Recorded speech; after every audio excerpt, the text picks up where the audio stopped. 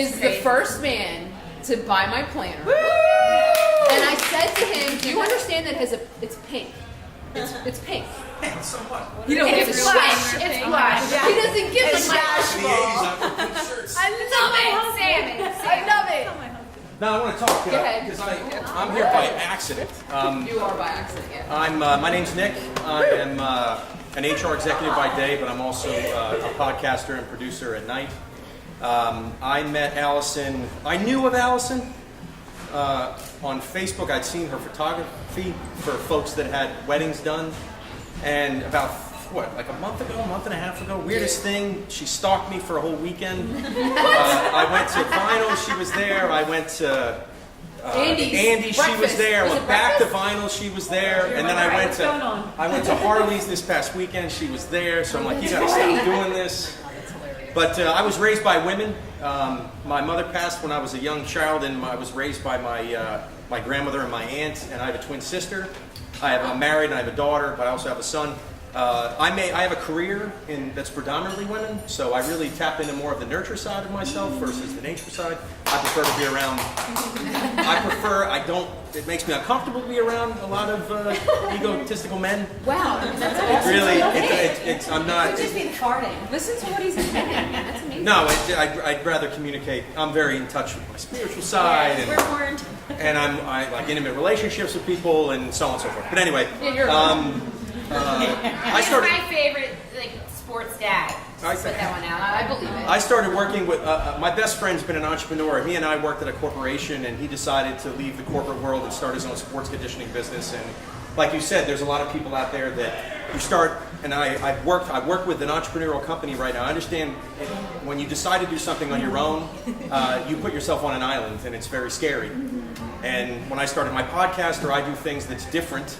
Especially my show is very different than other podcasts. You put yourself on an island. You put yourself out there to be judged. You put yourself out there to your family and friends to say, what the hell are you doing? So it can be very lonely. So having a talk with my best friend, he went through a laundry list of, he had an attorney, he had an accountant, but he said, I need someone to do videography. So I had studied art in school. I graduated with an art degree in radio and video, and 3.5 years ago I started this whole social media campaign. So built everything from the ground floor, from YouTube, Facebook, all that stuff. But it wasn't so much of just me putting media out there. It was about me coaching him. So when he had a bad day, he would call me. It's an advantage being an HR person for 20 years because I've seen people fail miserably all the time. I see it. I'm the one who asks them to leave the company when they fail. Oh my God. But I also understand what it means when you succeed, how fulfilling that is. And I'm searching for it all the time. What is this? I tell my kids, attack the day. What does success look like today? When I first talked to Allison about her organizer, I never thought I'd have a conversation about an organizer, but we talked for an hour?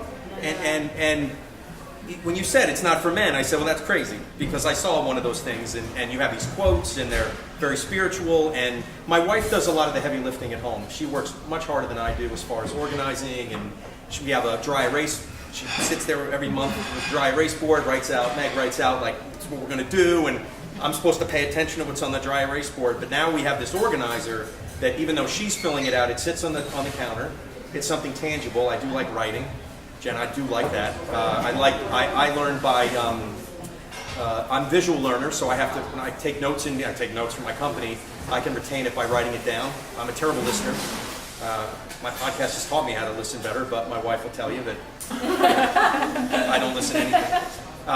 But what you've done is you've created, and I told you this earlier, that I'm not here by accident. One is I should have brought business cards, I'm an idiot. I forgot. Next one. I forgot. Yes. But I'll give my stuff on LinkedIn. It'll be 50 people. On LinkedIn. Your wife didn't plan it for you. No, she didn't. But what you did is you created something that's more than just words on a page. What it does is it instills a way of behaving that now is drawing me closer to my wife in the sense that now we both own the schedules versus me trying to remember all that. And I'll tell you, we're just discovering the book. We're discovering the organizer, right? We're still trying That didn't happen in my house. What We're still trying to understand how best to use it. And I know you told me, even though I plan my shows, because I treat my podcast like a business. I mean, Of course. I don't make a dime, but my entrepreneurial friend thinks that I should leave it and try to, but nah, I like doing my job. But I run it like a business every week. It has to get out every week. I talk to my audience when I take a week off because they have expectations. As you start putting yourself out there, people want your product.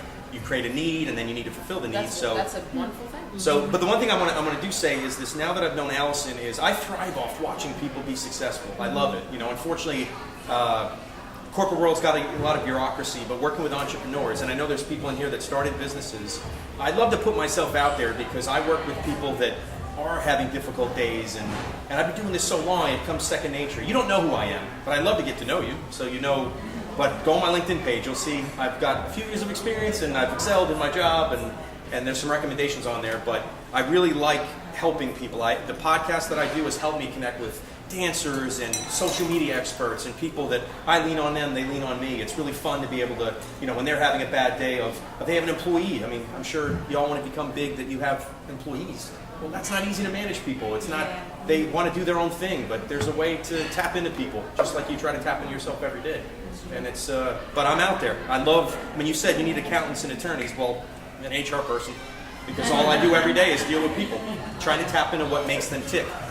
Because I deal with an executive, a CEO now that's been doing what he's doing for 30 years and never thought I could show him a different way of looking at things, but it takes time and energy and discipline. Good for him, Patience.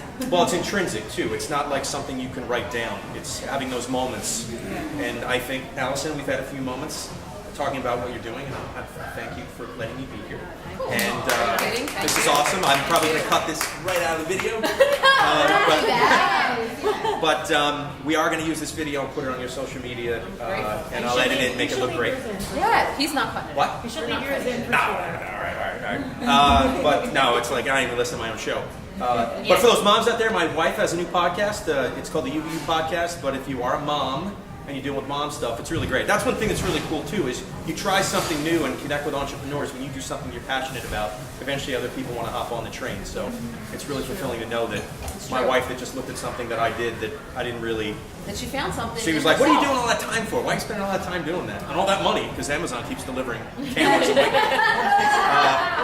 that you end up doing something that she ends up wanting to do too. So that's it's crazy how that works. But keep doing what you're doing. And being an entrepreneur takes an enormous amount of courage. An enormous amount of courage. It's easy for me to get a paycheck every other week. It's not easy to share my story with the world or offer help or because sometimes it doesn't work. And the last thing you want to do is you build yourself up. I can do this and that, and then it fails. But sometimes failures are the best things, and that's what we need to talk about on our show, on our next show. Yeah, listen, my failures is what. Oh, go ahead. I'm sorry, Allison. What? My show? It's called the Dependent Independent Podcast. It's a 200 episode personal journal. If you want to get to know me, you can go on the podcast. It's me. A little bit deeper into my life, but it's what I do every day. I don't hide anything. I figured if I'm going to do a podcast or you're going to be an entrepreneur, if you're you, then no one can really compete with you. Yeah. So my show's not like anybody else's. That's what it is. That's what you have going for you. It's the easiest thing to do is be yourself. Like you do it. Yeah, I can pretend to be anything I want, but God, how long can you do that? That's true. That's when you deal with Sometimes fake that's what gets me out of bed. But anyway, that's my story. Okay. But if anyone needs any help or anyone wants to ask me business cards or anything, Thank you. but thanks. It's exciting. I don't know if you're the last one talking though. You might be.